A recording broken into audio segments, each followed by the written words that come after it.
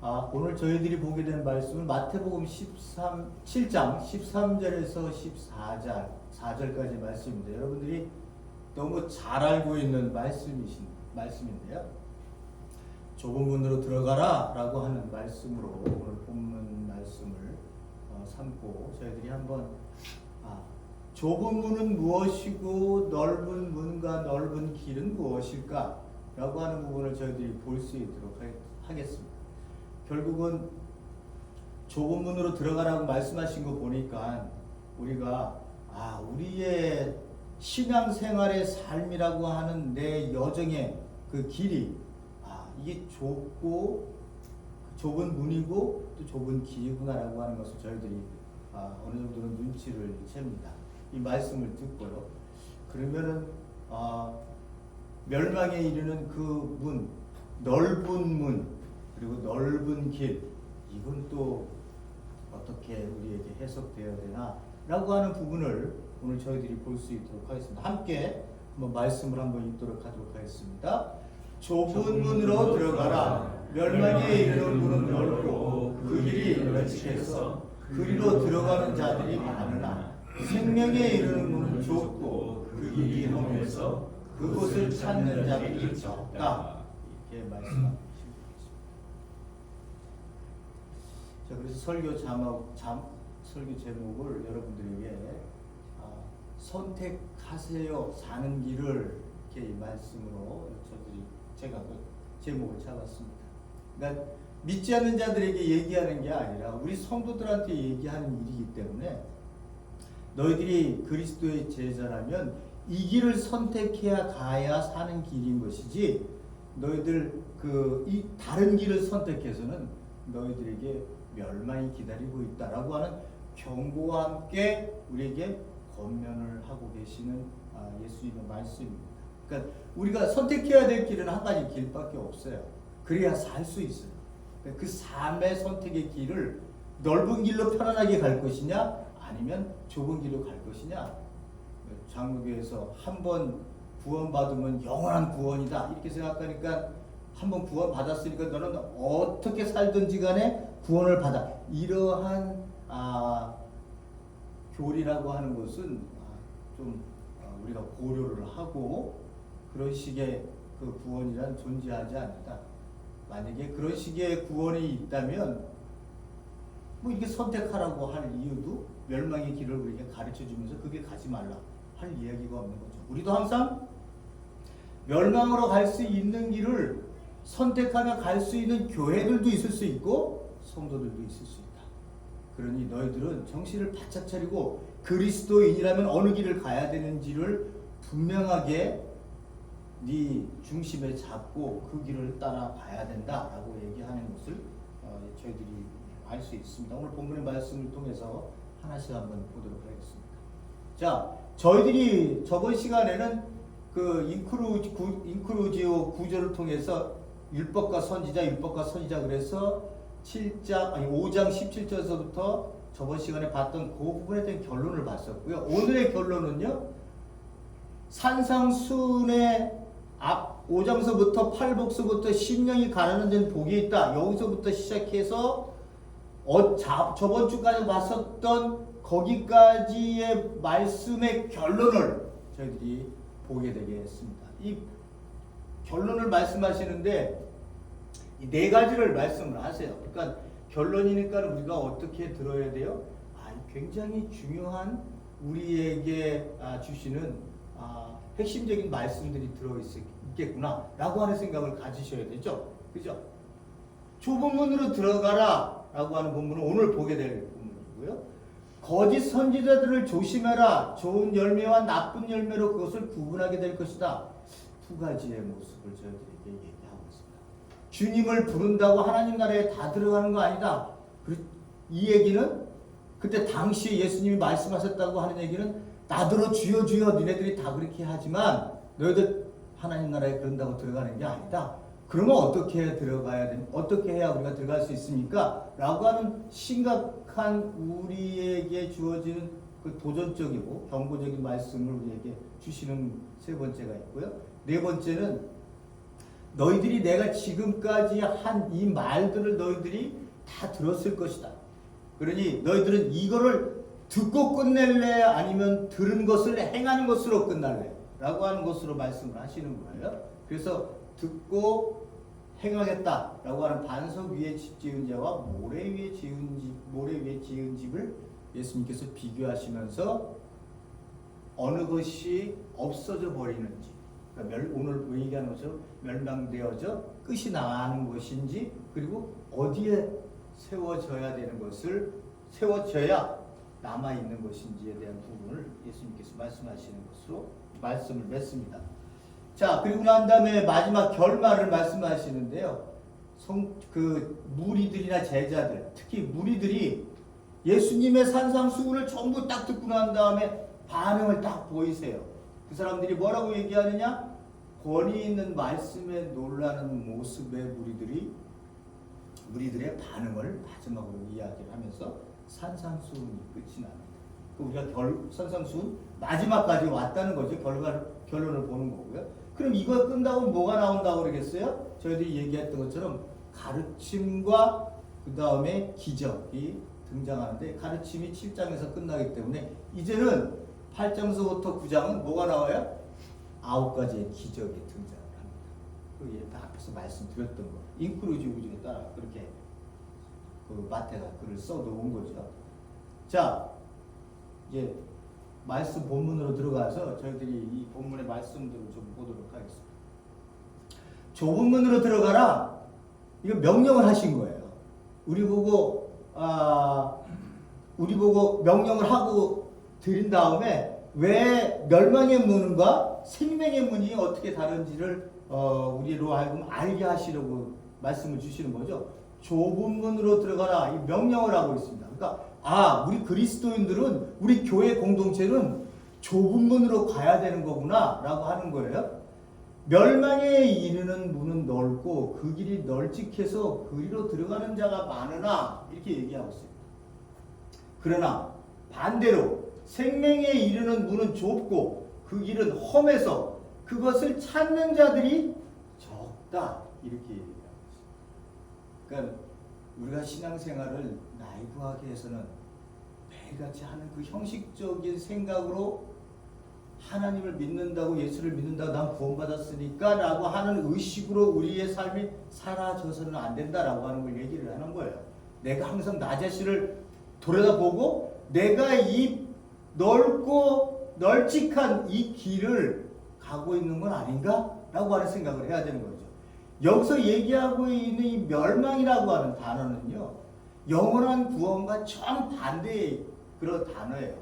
영원한 멸망, 그 구원 받을 수 없다, 하나님이 계시지 않는 곳으로 그 어딘가로 쫓겨나서 예수님이 말씀하신 것처럼 이를 갈면서 어두움에서 슬피 우는 자의 그 고통스러운 삶의 모습을 멸망이라고 얘기를 하고 있는 거예요. 멸망.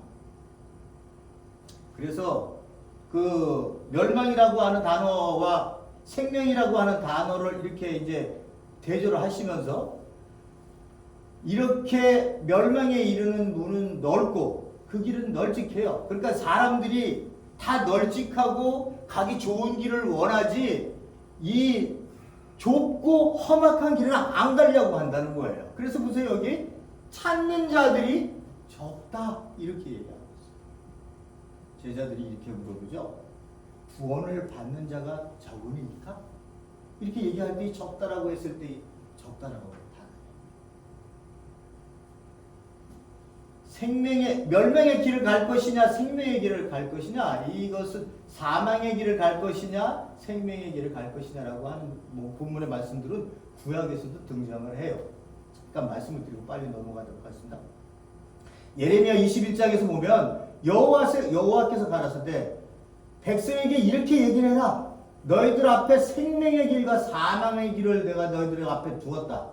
그러니까 너희들이 살려면 어떻게 하라는 거예요? 항복해서 생명을 구하고, 네가 살려고 하지 않으려면, 사망의 길을 가려면 너희들은 죽음을 택해라. 이런 것을 얘기를 하고 있는 거예요. 이 상황이 어떤 상황이냐? 느부갓네살, 바벨론의 왕 느부갓네살이 그 예루살렘에 와서 지금 성전을 함락시켜서 멸망시키려고 앞에 와 있어요. 시드기야가 겁이 나니까 빨리 가서 예레미야 좀 모셔와라. 모셔와서 하나님이 뭐라고 그러는지를 좀 들어봐라. 우리에게 좀 얘기 좀 해달라. 이런 얘기예요. 그랬더니 예레미야가 하는 말이 너희들 살고 싶어? 그러면 나가서 행복해. 그게 항복해. 그게 하나님께서 원하는 일이야. 라고 이렇게 말씀을 하시는 거야. 그러니까 니네들 나가서 살을래? 살을 거면 내가 말한 대로 나가서 항복해. 이게 내 나라가 망하는데 하나님이 항복을 하래요. 그럼 여러분 아이고 만세 이렇게 할 사람이 누가 있겠어요? 예? 그게 맞는 말이야? 진짜 예수님 하나님께서 하신 말씀이야? 이렇게 생각할 거 아니에요? 하나님의 말씀대로 너희들이 심판을 받는 것이기 때문에 너희들이 내가 분명히 너희들이 얘기한 것처럼 예언한 것처럼 갈대아에서 그 무리들이 엄청난 무리들을 내가 일으켜서 너네 백성들을 예루살렘 성전을 헐고 포로로 가는 그 심판을 하는 거니까 그 말에 순종을 해라고 얘기를 하는 거예요. 그게 사는 길이야. 이렇게 얘기를 하는 모습들을 구약할 수도 있습니다.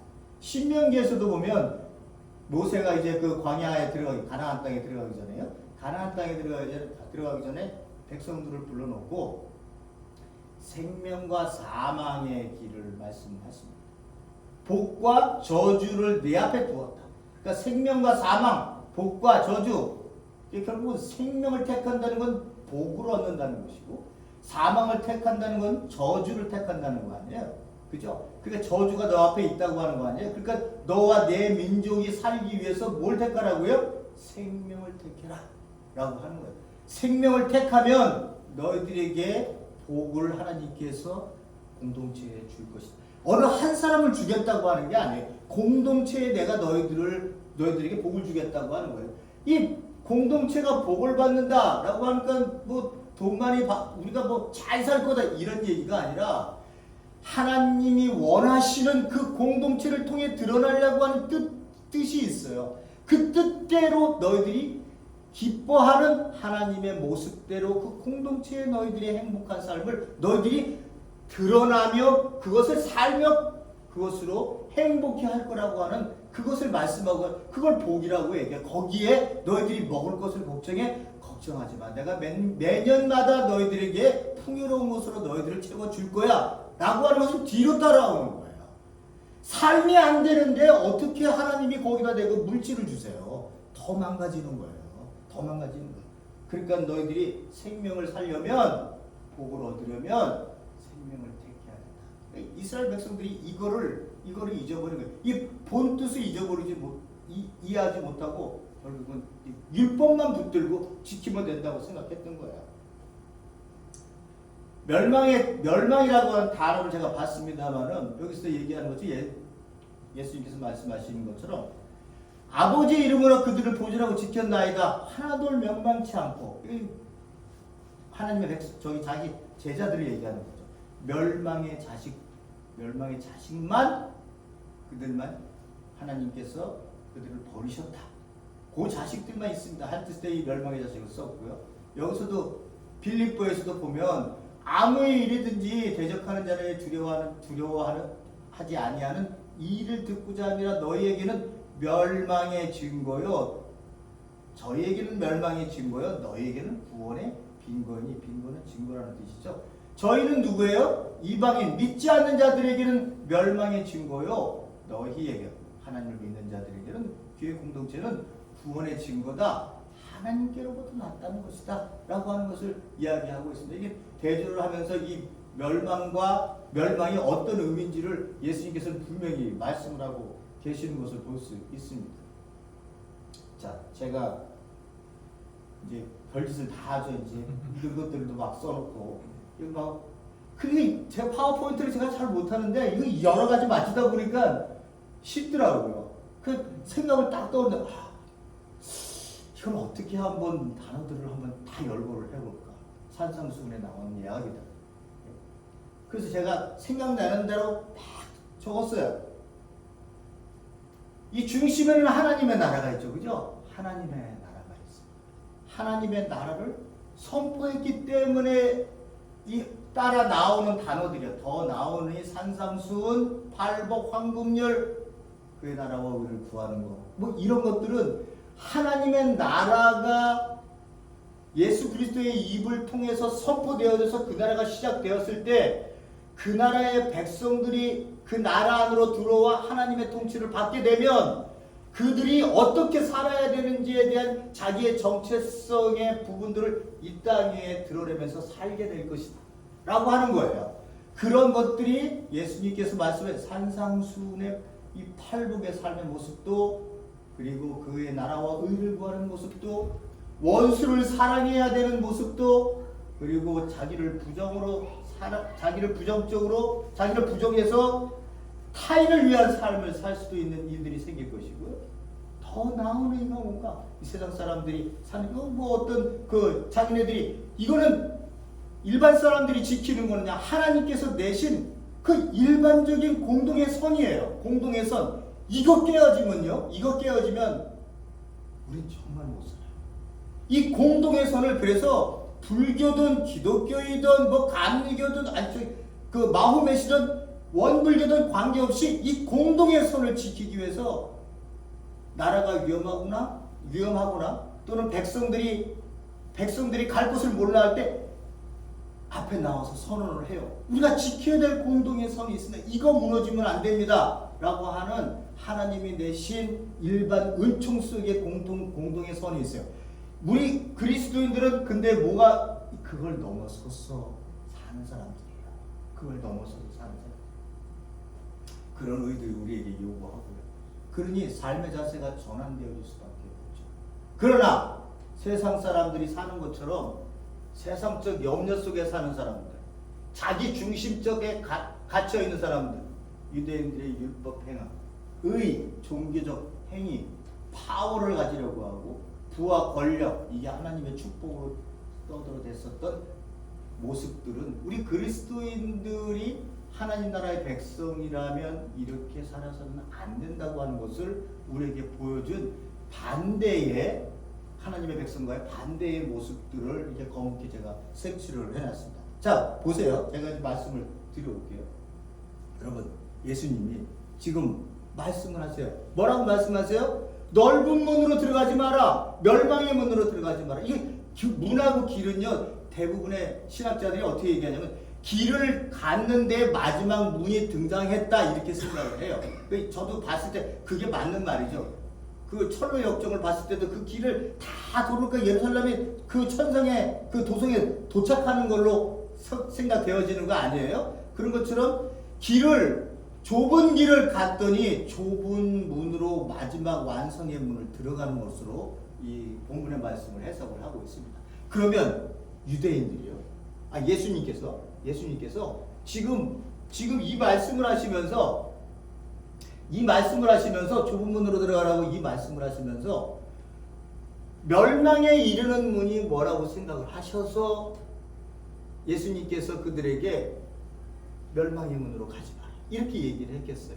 그러면 예수님 당시에 첫 번째 생각을 해보자. 첫 번째, 그들이 예수님 당시에 했었던 신앙생활이 무엇이냐?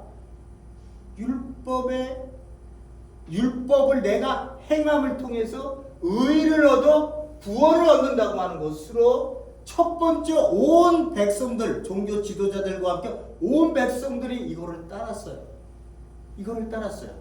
그러니까 예수님께서 그때 당시에 멸망에 이르는 문은 뭐냐? 니네들 그렇게 가면 멸망한다는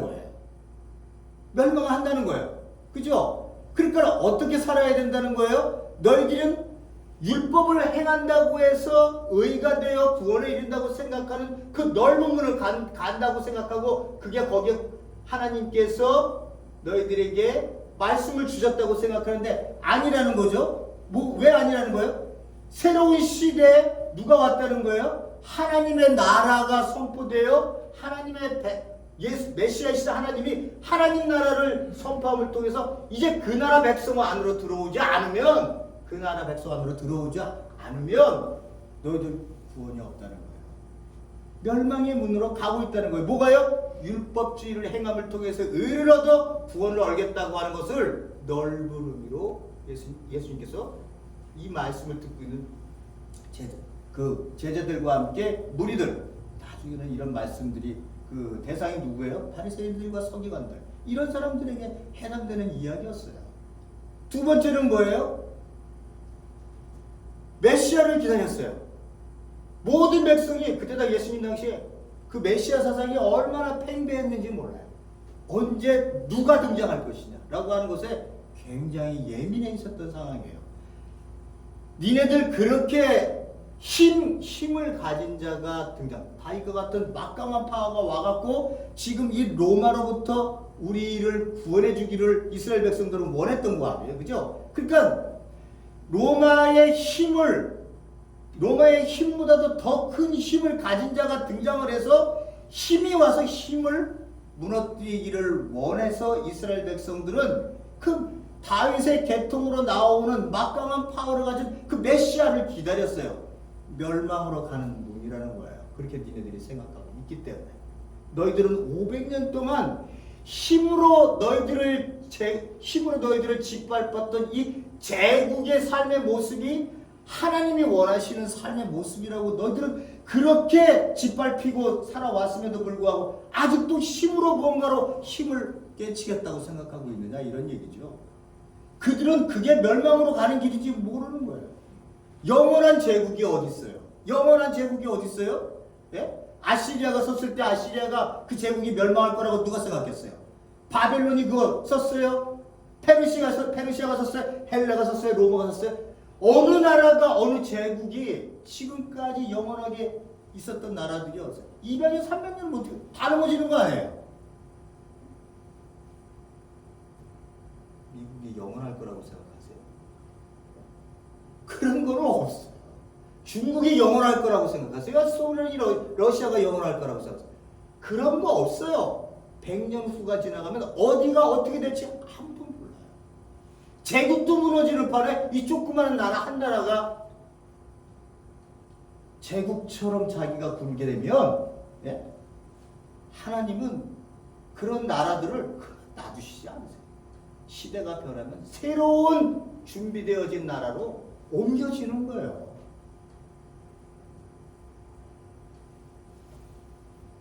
멸망의 삶을요, 멸망에 이르는 물은 그들이 가지고 있던 그 세대에 예수님이 말씀하셨던 것처럼, 또 왜 나갔나요? 말씀드렸던 것처럼 하나님 나라 안의 관점에서 보면요, 전부 멸망으로 갈 수밖에 없는 길이에요. 또 하나가 있어요. 유대인들은요, 자기네들이 부와 권력을 가지면 하나님께서 그 신앙이 잘 지켜져서 나를 사랑하는 것이 너무 컸기 때문에 하나님이 그것을 축복으로 그들에게 물질을 주었다고 생각을 했어요. 물질을 줬다고 생각했어요. 그래서 물질 많은 청년이 와서 나 어떻게 해야 영생을 얻을 수 있습니까? 얘기했을 때 예수님이 뭐라고? 물질 너 가난한 자에게 다 주고 나 따라와. 그랬더니 제자들이 깜짝 놀라는 거 아니에요. 그럼 대체 누가 구원을 받는다고? 그때 당시의 구원이라고 하는 것은요, 하나님으로부터 축복을 받아서 물질이 많다는 건요, 그 신앙이 구원을 받았기 때문에 하나님께서 부어주는 것으로 그런 신앙을 생각했어요. 그게 멸망으로 가는 길이에요. 교회가요, 교회 공동체의 교회가 물질을 쌓아놨어. 제가 한번 말씀드렸죠. 신학교를 졸업을 하고 난 다음에 개척하기 전에 교회를 탐방을 해야겠다고 생각해서 큰 교회들을 탐방을 하고, 또 이 작은 교회지만 좀 이름이 난다고 하는 교회들, 그런 교회들도 제가 한번 가보고 했었습니다. 천주교도 가봤어요. 성공회나 이슬람 쪽은 안 가고. 교회에 가보면요, 큰 교회, 개신교회, 이런 교회, 이름만 들어도 다 아는 교회들이 한국에서는 내놓으라는 교회들이죠. 정말로 거기 들어가면 하나님이 계신 것 같아요. 뭘로? 화려함으로. 모든 물질들이 다 그곳으로 모이는 것 같은 기분. 파이프 오르간으로 쫙 해서 하나님을 그런 것으로 찬양한다라고 하는 것이 나쁜 게 아니라 교회의 본질이 거기에 있나를 생각할 만큼 거치장을 너무 많이 했다는 거예요. 거치장을 너무 많이 했어요. 수억짜리 파이프 오르간이 있고 성가대가 엄청난 파워풀한 그런 음성으로 하나님을 찬양합니다. 하나님이 여기 계신가 봐. 우리 여기 있어요.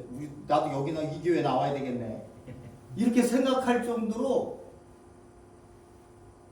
파이프 오르간을 통해서 나오는 그 한 번도 들어보지 못한 그런 소리들이 교회 안에 너무 은혜롭게 됩니다. 거기에 찬양하는 사람들은 얼마나 그 음성으로 아무나 안 뽑잖아요. 이렇게 테스트해서 정말 귀한 찬양과 귀한 음악들이 하나님을 찬양하는 거예요. 근데 실망은 어디서 하죠? 목회자의 설교에서 실망합니다. 목회자의 사고의식이 완전 세속적이에요. 설명하는 포인트나 복음의 포인트나 그들 가운데 이 십자가를 통해서 하나님의 나라가 이 땅에 임했기 때문에 우리가 이 땅에 이 그리스도가 가신 그 길의 의미를 생각해서 우리가 어떻게 해야 교회의 본질을 붙들고 살아갈 수 있지? 어떻게 해야 교회의 삶이라고 하는 것이 아버지가 기뻐하시는 뜻으로 드러날 수 있지? 나에게 보여주는 이 화려함, 이게 뭘까? 이게 정말 본질적인 것일까? 라고 하고 붙들려고 하는 그런 설교 하지 않아요. 하나 하지 않아요. 그래서 매 설교하는 게 어떻게 해요? 우리 옆집, 우리 교회에 어느 집사님이 땅을 샀는데 뻥튀기가 돼갖고 하나님이 축복하셔서 졸지에 부자가 됐어요. 매우 잘났다는 얘기, 잘 됐다는 얘기.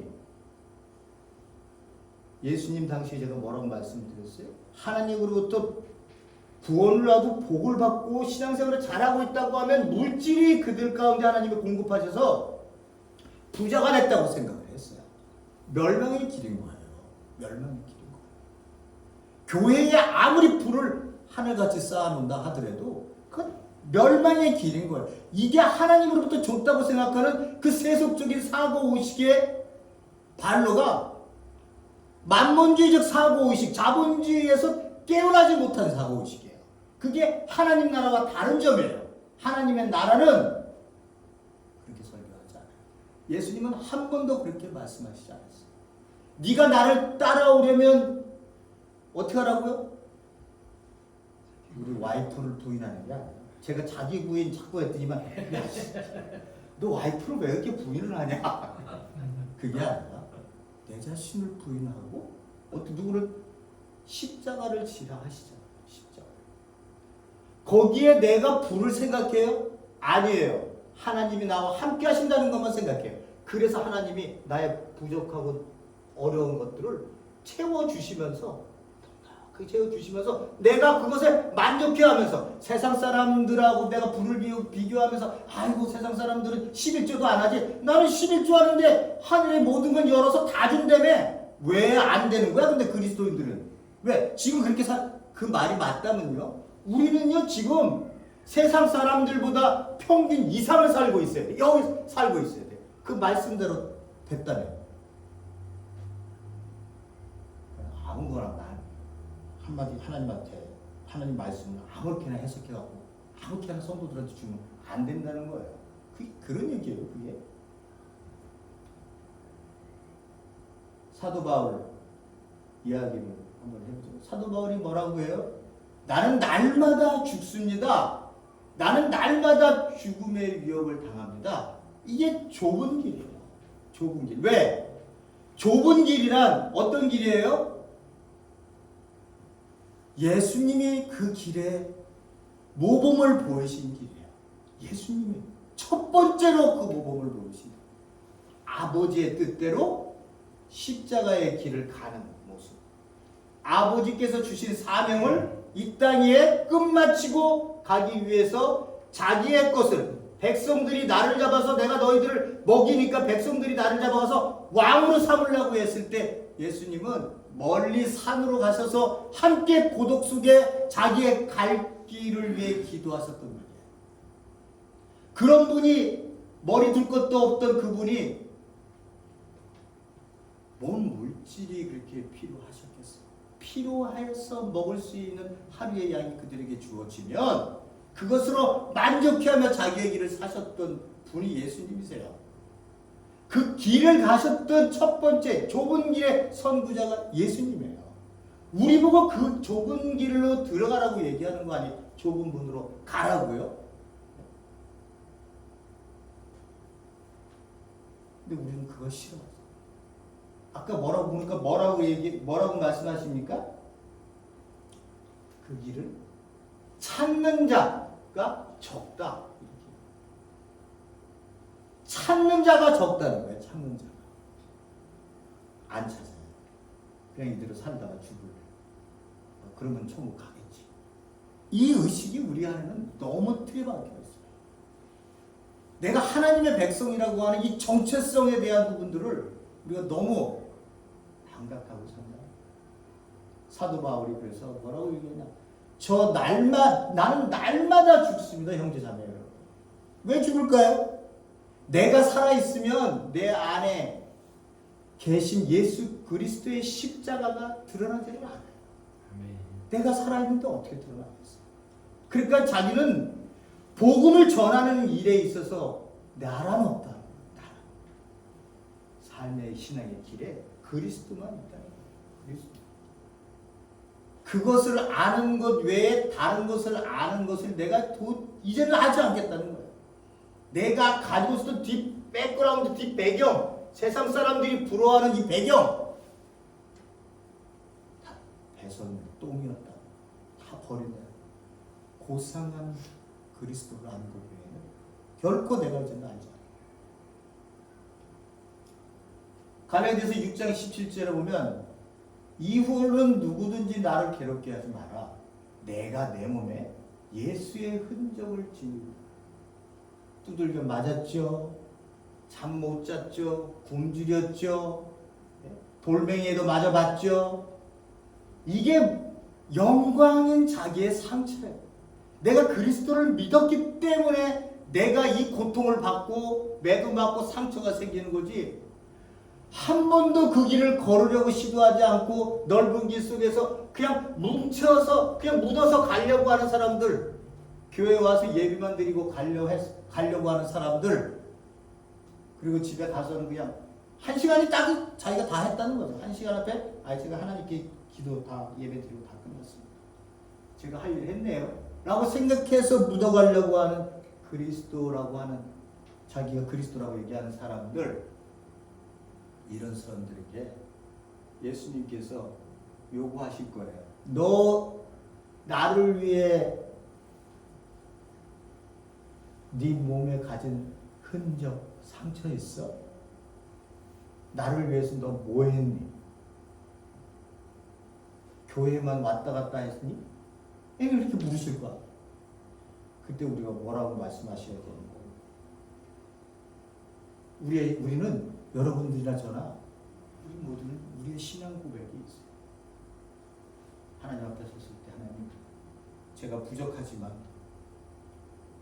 항상 하나님 중심 안에서 내가 어떻게 살아야 될지를 몸부림치면서 나와 함께하는 사람자들과 더불어 살기를 원했습니다 라고 하셨지. 하나님, 저는 부족하지만 이 땅 위에 누구를 만나든지 그리스도의 사랑을 전하기 위해서 마음과 정성과 뜻을 다해 한 사람이라도 귀하게 되었습니다 라고 내 고백이 있든지, 하나님, 저 죽을 것 같은 병을 가졌었는데 하나님, 당신이 그 죽음을 넘어선 신앙을 나에게 주셨습니다. 이제 죽어도 괜찮습니다. 저 하나님 앞에 가는 거 정말 기쁨으로 받아들이겠습니다 라고 하는 신앙의 고백이 있든지 뭔가 우리는 있을 거예요. 여러분들의 상처에 예수의 흔적은 가라사의 광인 제가 말씀을 드렸잖아요. 그 친구가 다시 또 오기 시작했습니다. 그 친구가 저만 찾아요. 저 없으면 이제 우리 왔다가 그냥 갔대면 가고 나 찾고 있다가 간대면 그 친구가 와서 제가 이제 왔어요. 먹을 것을 들고 왔어요. 그래서 내가 물어봤어요. 더 이상 뭐 신발도 신었고요. 옷도 제대로 입었어요. 아직도 그 홈레스의 모습은 하고 있습니다만 제 앞에 와서 제가 물어봤어요. 그 친구한테. 너 are you okay? 물어봤더니요. 웃더라고. 저를 보고 웃더라고. 제가 그 사람 얼굴에서 웃음을 보리라고는 정말 꿈에도 생각하지 못했었대요. 그런 일이에요. 자기의 얼굴을 주먹으로 치면서 피를 흘리고 머리로 유리창을 들이받고 땅바닥을 주먹으로 치며 자기 손이 뭉그러지고 이러한 광인의 모습을 보였던 자가 저는 그걸 보면서 얼마나 무서웠겠어요. 근데 지금은 저에게 와서 제가 괜찮냐고 그러면 웃고 가. 아무 말 안 해요. 그냥 웃고 한마디만 웃고 가요. 하나님 정말 감사한 일이죠. 네. 웃을 수 있다. 제 옆에 친구가 그래요. 저한테 같이 있는 친구. 너는 왜 걔를 도와주니? 너 먹을 거 없어서 이불이 없어서 먹을 것이 없어서 바깥에 스트레스 받는 거 봤어? 이불 우리에게는 nothing이지만 저 사람들한테는 그게 없어서 하루 스트레스를 받으면서 살아갈 수 있다. I understand. 나도 이해합니다.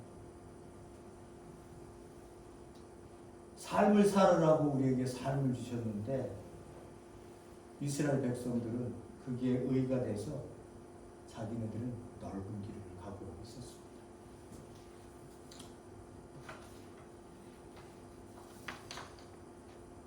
예수님께서 십자가의 길을 가셨다고 말씀하셨죠? 우리에게 좁은 길에 선구자로 모범으로 그 말씀을 읽을 때마다 우리도 마음을 다듬어 가다듬고 그 길을 따라가야 합니다. 교회 공동체가 그 길을 가야 되는 거죠. 그 길을 혼자 가려 하는 것이 아니라 우리가 함께 교회 성도님들과 함께 어깨 동무를 하면서 우리가 가야 되는 거예요. 혼자는 가기 힘들어요. 너무 힘들고 무서워요. 함께 가라고 하나님이 이렇게 모여주신 거예요. 거기에는 내 교회도 존재하지 않아요. 오직 예수 그리스도께서 세우신 교회만이 존재할 뿐이에요. 아멘. 그 누가 만들어 놓은 평탄한 길도 훌륭한 문도 없어요. 우리는 우리 시대에 맞는 하나님의 명령으로 만들어가야 하는 또 다른 사명의 좁고 넓은 길을 좁고 좁은 문과 좁은 길을 가야 하는 게 거기를 통과해야 되는 게 우리 이 시대에 남아있는 우리 교회 공동체에게 주신 사명인 거예요. 이 길을 우리 사랑하는 성도님들이 함께 우리 가야 하는 이 현 시대 속에서 우리 교회에 와서 너와 내가 이렇게 떨어져서 집도 따라가고 또 사는 것도 모양도 다르고 다 그렇지만 결국 너와 내가 그리고 우리가 함께 내가 너를 위해서 기도하고 너가 하나님 안에서 잘 되기를 원하고 하나님 안에서 기뻐하는 일이 많기를 원하는 내 마음에 가지고 있는 이것 하나만으로도 우리가 서로 연결되어서 함께 하나님 안에서 예수 그리스도를 머리로 공동체의 모습으로 우리가 살아서 움직이는 그 삶을 우리가 살아가고 있다라고 하는 것을 여러분들이 명심해 주셨으면 좋겠어요. 아무것도 안 하는 것 같아요, 여러분들이. 누구를 위해서 기도 한마디 한다는 것 자체가 너와 내가 연결되어 함께 신앙생활을 어깨동무하고 살아가고 있다는 거야. 그게 좁은 길을 우리가 가고 있다는 거야. 세상 사람들처럼 너는 너, 나는 나. 부모님도 넌 부모님, 나는 나. 동관계. 이런 거 필요 없어. 다 돈으로 그냥 잘라버리고 삭막한 그 시대를 살아가고 있는 그걸 보면서 살아가고 있는 우리 그리스도인들에게는 여러분들이 인정하든 안 인정하지 않든 전부 너와 내가 연결되어서 너 없는 나란 허무하고 쓸쓸할 수밖에 없는 거야. 함께 가야 행복하는 거야. 그래서 우리는 서로 기도하고 서로를 위해서 하나님 안에서 잘 되기를 원하고 기뻐하는 일들이 많아지기를 교회 공동체 안에서 우리 신앙 간증을 통해서 얘기하면서 우리가 하나구나. 하나님 안에서 하나. 얼마나 복된 일을 우리가 지금 복된 삶을 우리가 살아가고 있는 것인가를 명심하시면서 사는 우리 사랑하는 성도님 될 수 있기를 간절히 기원을 드립니다. 아멘. 고맙고 감사하신 하나님 아버지, 예수님께서 가신 길은 분명 홀로만이 아시는 길이었습니다. 제자들이 3년을 따라다녔지만 그들도 몰랐습니다. 그들은 자기가 생각한 그 메시아관에 잡혀 있어서 당시의 모든 삶의 과정들을 하나님 그들은 자기의 추구대로 살았습니다. 그건 넓은 문이었습니다. 그러나 예수 그리스도를 안 이후에는 그들이 좁은 길을 가기를 택하며 그 길이 기쁜 길이라고 생각하고 그 길에 자기의 인생을 바쳐서 살았던 자들이 제자들이었습니다. 우리도 오늘날 이 시대를 살고 있는 우리 그리스도인들, 우리에게 주어진 삶의 자리가 참으로 넓고 널찍해서 그냥 편안히 그냥 갈 수 있는 신앙생활의 삶의 모습이 이게 전부인 것처럼 생각하고 있는 그런 멸망의 문을 가고 있는 것인지, 아니면 하나님 안에서 매일같이 내 자신을 성찰하면서 예수 그리스도의 십자가를 생각하고 그 가신 길을 바라보며 하나님, 저도 이 길을 가고 싶습니다. 부족하지만 붙들고 싶습니다. 부족하지만 이 길에 내 신앙의 발자국이 띄어지기를 원합니다. 나의 고백이 주님 안에서 당신의 뜻대로 되기를 원한다라고 하는 이 고백이 내 기도 속에 많아질 수 있도록 해주세요 라고 하는 이 고백의 기도가 많아질 수 있도록 나를 붙들어 주님이 기뻐하시는 곳에, 나도 기뻐 행복한 곳에 우리의 삶이 사라질 수 있도록 역사하여 주시옵소서. 예수님 이름으로 드리겠습니다. 아멘.